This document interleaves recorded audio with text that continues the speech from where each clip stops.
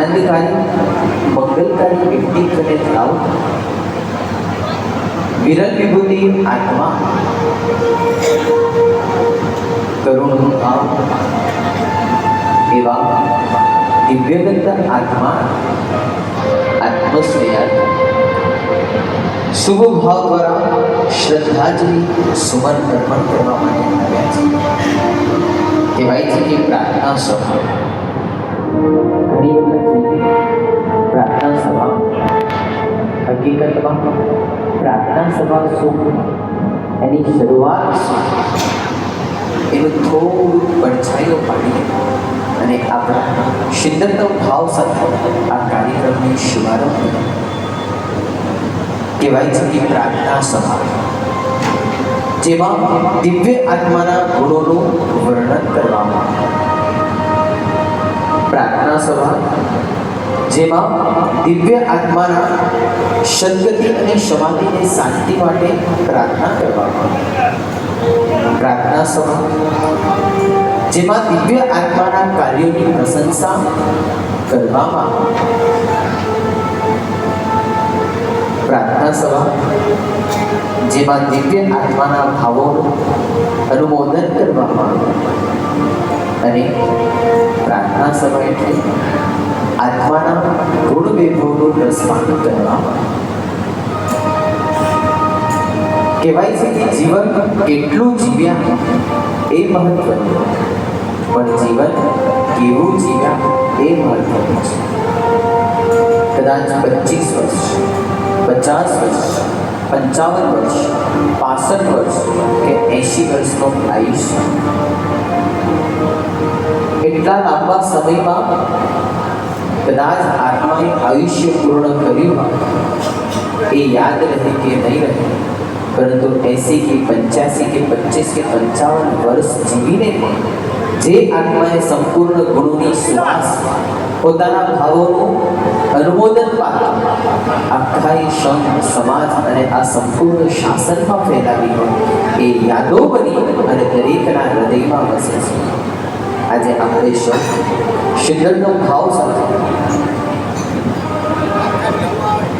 શ્રી સંતના આગેવાન ટ્રસ્ટીવર્ય તથા જીવદયા પ્રખર પ્રેમી અને પરમાત્મા ભક્તિના પરમ રસિક એવા સ્વર્ગસ્થ શ્રી લક્ષ્મીચંદભાઈ જગજીવનભાઈ ત્રિવાડિયાને આત્મશ્રેયાને શ્રદ્ધાંજલિ સુમન અર્પણ કરવા માટે આવ્યા છે તેઓના ગુણોનું રસપાન જેઓના ગુણોનું અનુમોદન જેઓના એક ગુણ આપણા હૃદયમાં પણ આવે આપણા ભાવોમાં પણ પ્રગટે એવા મંગલકારી નિશ્ચિતકારી ભાવ પર એ આત્માને ચિત્ત શાંતિ અને સમાધિની પ્રાપ્તિ પ્રભુના ચરણે ભવો શાસનની પ્રાપ્તિ એવી અનેક વિવિધ પ્રાર્થનાઓ સીધી આદિનાથ દાદાને પ્રાર્થના કરી અને આપણે સૌ પટીશું સરસ મજાના ભાવ સાથે બે પંક્તિની અને સુંદર મજાના ભાવ સાથે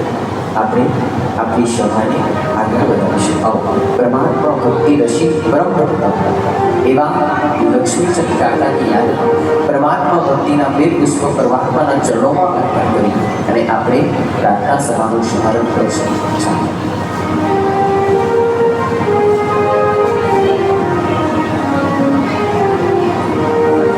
કે મુક્તિ મળે કે ના મળે મારે ભક્તિ તમારી કરવી છે મુક્તિ મળે કે ના મળે મારે ભક્તિ તમારી કરવી છે મેવા મળે કે ના મળે મેવા મળે કે ના મળે મારી સેવા તમારી કરવી છે મુક્તિ મળે કે ના મળે મારી ભક્તિ સેવા તમારી કરવી છે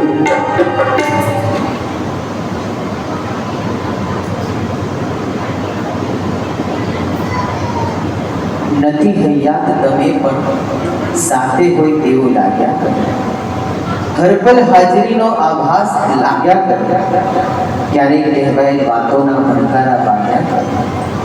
યાદોમાં તમારા પ્રત્યક્ષ દર્શન થયા. આજથી 85 વર્ષ પૂર્વ આ આડીસર ગામમાં માતુશ્રી જીવીબેનના રક્તકોષ તથા પિતા જગજીવનભાઈના કુળને અજવાળવા એક અદ્ભુત અને વિરલ વિભૂતિ કરુણા, જીવદયા અને શાસનના શ્રુશ્રાવક 85 વર્ષ પૂર્વે એક આત્માએ આ ધરતી પર જન્મ લીધો. અને આજે કહેવાય છે કે જેનો જન્મ છે એનો મૃત્યુ નિશ્ચિત છે, જેનો સંયોગ છે એનો વિયોગ જરૂરી છે. પરંતુ કહેવાય કે કોઈ વ્યક્તિત્વનો વિયોગ બધા માટે આઘાત છે. પરંતુ કહેવાય છે કે શરીરનો વિયોગ થાય, આત્મા તો અજર અને અમર છે. આ ભવે આપણને લક્ષ્મી કાકા સ્વરૂપે કાકાની પ્રાપ્તિ થઈ છે. આવતા ભવે કોઈક બીજા સ્વરૂપે એ આત્માની પ્રાપ્તિ થશે. 85 વર્ષની એ વય સંપૂર્ણ ગુણોની શ્વાસ આખા સંત સમાજ અને શાસનમાં ફેલાવે. કહેવાય છે કે જેમનું જીવન ઉત્કૃષ્ટ પુણ્યવાન આત્મા ખૂબ આનંદકારી, ખૂબ પ્રેમાળ અને ખૂબ હૃદયના શુભ ભાવ દ્વારા સુકૃતોની હારમાળા પોતાના જીવનમાં ઉતારી અને આપણને સૌને એક પ્રેરણાદાયી આપી. આજે કહેવાય છે કે એવા આત્માની પ્રાર્થના છે અને એના એક એક ગુણોનું વર્ણન કદાચ આપણે આપણા શબ્દોમાં વર્ણવી ન શકીએ, પરંતુ અહીંયા બેઠેલા દરેક આત્મા હજુ એમ કહી શકાય કે કોઈની પાસે 4 દિવસ પહેલા કોઈ વાત થઈ હશે, અઠવાડિયા પહેલા કોઈને મળ્યા હશે, કોઈકની સાથે જમ્યા હશે, કોઈકની સાથે કોઈ કાર્ય માટે વાત કરી હશે અને અચાનક જ આવી જીવ વિના પ્રભુના શરણે આત્મા અરિહંત શરણને પ્રાપ્ત કરી. આજે ભલે એ શરીરથી એમનો વિયોગ થયો, એમનો જન્મ થયો અને મૃત્યુ થયું, પરંતુ એમના ગુણો સ્વરૂપે, એમના ભાવો સ્વરૂપે, એમની વાતો સ્વરૂપે આજે એ લક્ષ્મીચંદ કાકા આપણા સૌની વચ્ચે, આપણા સૌના હૃદયમાં યાદ બનીને આજે પણ યાદ છે. કદાચ કોઈને સારી પ્રેરણા પ્રાપ્ત થઈ હશે, કદાચ કોઈને સારા કાર્યોમાં સહાય મળી હશે, કદાચ કોઈકને પોતાના જીવન નિર્વાહ માટે કોઈક સારા એવા પુણ્ય લક્ષ્મીની, પુણ્ય સંપત્તિની પ્રાપ્તિ થઈ હશે. અને એ દરેક ગુણો આપણા લક્ષ્મીચંદ કાકામાં કહેવાય છે કે જેમનું જીવન સમર્પણના ભાવોમાં રમતું હતું, જેમનું જીવન આનંદ પ્રમોદમાં વહેતું હતું, જેમનું જીવન સમાજ માટે સમર્પિત હતું, જેમનું જીવન જીવદયાના કાર્યોમાં અડીખમ હતું, જેમનું જીવન સુકૃતની હારમાળા હતું, જેમનું જીવન સંત સમાજના કાર્યોમાં તત્પર હતું અને જેમનું જીવન સર્વસ્વ જીવોની શાંતિ અને કલ્યાણ માટેની પ્રાર્થનામાં હંમેશા રહેતું એવા આત્માની આત્મા એટલે લક્ષ્મીચંદાય જગજીવનભાઈ ત્રિવાડી. ગઈકાલે જ એ આત્માએ આપણે વચ્ચેથી જીવ વિદાય. હજુ દિલ માનતું નથી, હજુ મન માનતું નથી, કેમ કે એમને ગુણોની શ્વાસ આપણા સૌના હૃદયમાં યાદો તરીકે મૂકેલી છે. અને આજે આપણે સૌ એ આત્માને ખરા અર્થે શુભ ભાવમાં પરમાત્માને પ્રાર્થના કરી. કહેવાય છે કે પ્રાર્થના શબ્દ એક સંકલ્પદાયક હોય છે અને જે પણ સંકલ્પ આપણે પ્રભુને કરીએ, જે પ્રાર્થના, જે પ્રેમ પ્રભુને કરીએ, એ પ્રાર્થના અવશ્ય નહીં ફળીભૂત થાય છે. આજે આપણે સૌ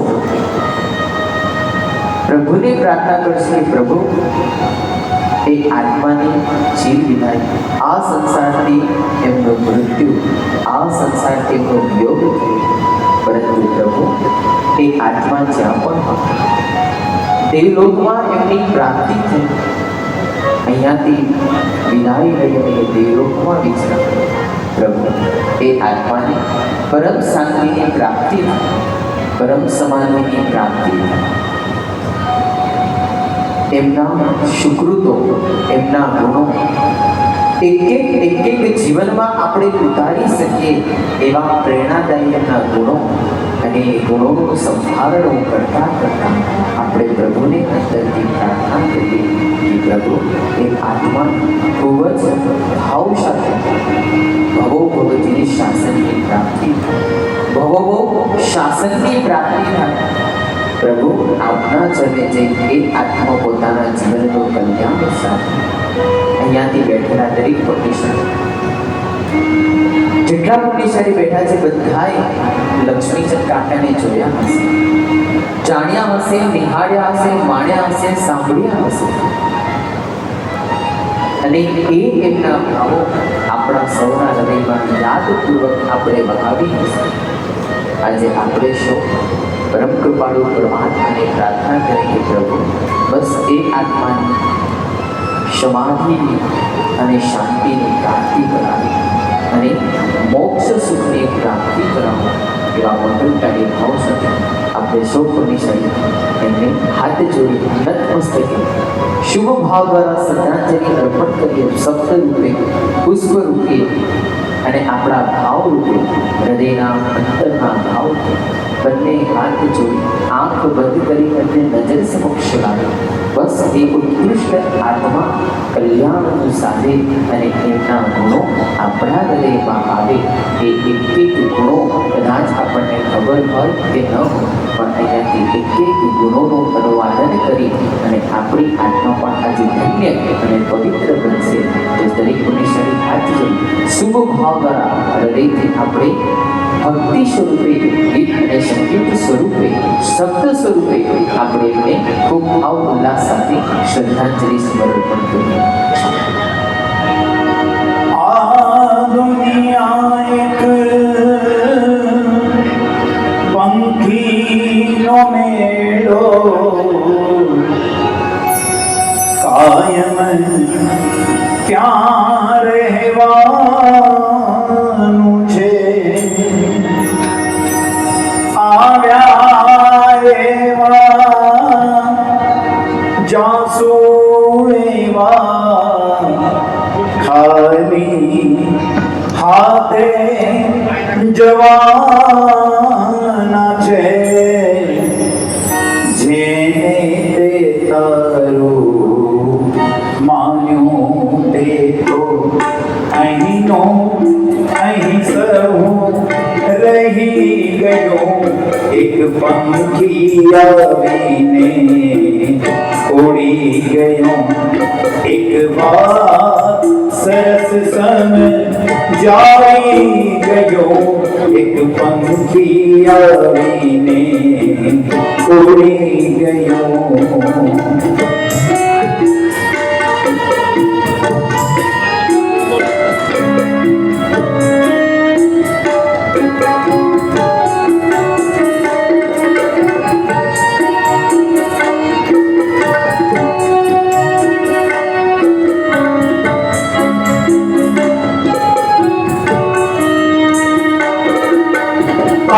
દુનિયા એક પંખીનો મેળો, કાયમ ક્યાં રહેવાનું છે.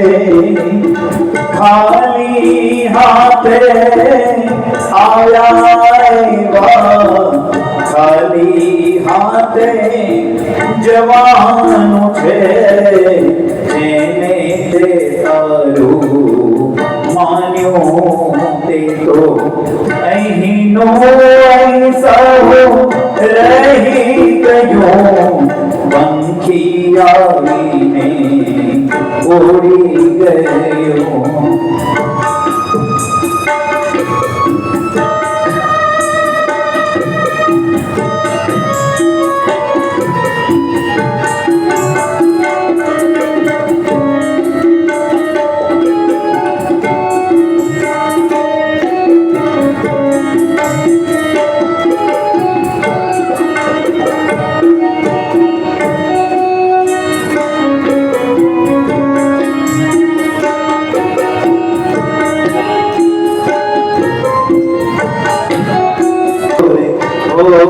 ना इतनी शक्ति हमें देना दाता, मन का विश्वास कमजोर होना, हम चले नेक रास्ते पे हमसे कोई भूल होना, इतनी शक्ति हमें देना दाता, मन का विश्वास कमजोर होना.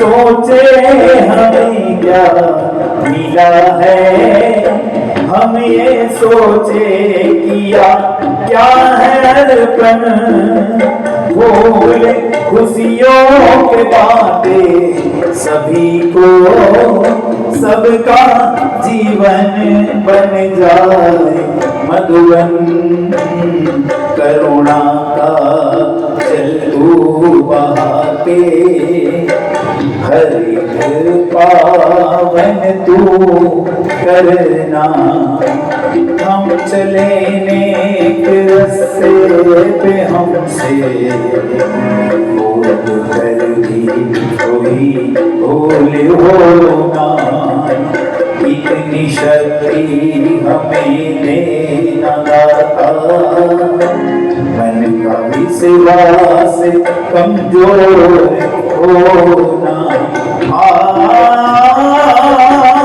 જેનું મંદિર હતું, સ્નેહ જેની શક્તિ, પરિશ્રમ જેનું કર્તવ્ય હતું ને પરમાર્થ જેની ભક્તિ.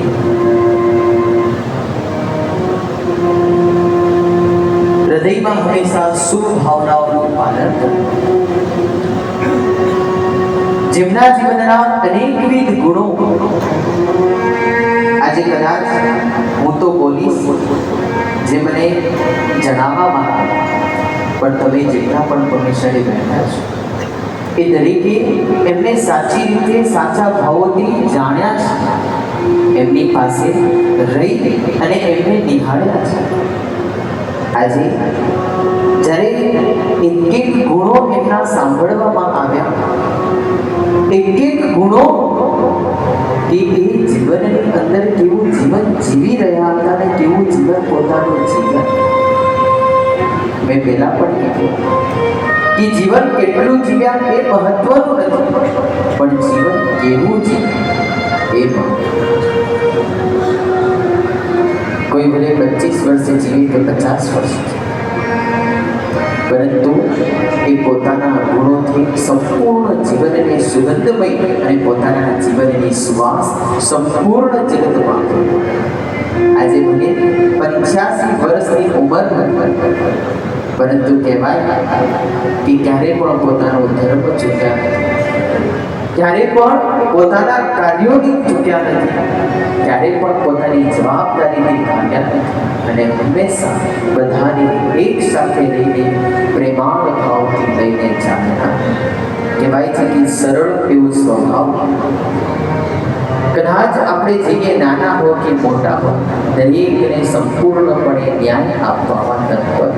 એટલે એમનું જીવન એકદમ સરળ, એકદમ સ્વભાવ પણ સરળ. કદાચ કોઈ ગરીબ હોય, કોઈ દુઃખી હોય, કદાચ એમની પાસે જાય તો પોતાના ઉદાર દિલથી જે પણ હતું એ પોતાનું કાર્ય એ વ્યક્તિ માટે કરી ચૂકતા. એટલે ઉદાર દિલ એમનો સ્વભાવ થતો. હસતો ચહેરો, સ્મિત ભર્યું એ ચહેરો જ્યારે પણ આપણે યાદ કરીને જોઈએ, બસ એ ચહેરો, એ સ્મિત આપણને યાદ આવે.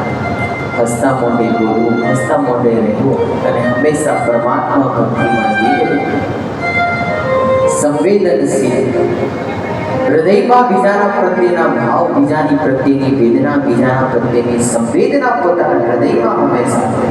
કોઈ દુઃખી ન થાય, કોઈને કોઈ તકલીફ ન પડે, પોતાના સાથે કે પોતાના આવતું દરેકને પોતે સુખી કરવામાં હંમેશા તત્પર.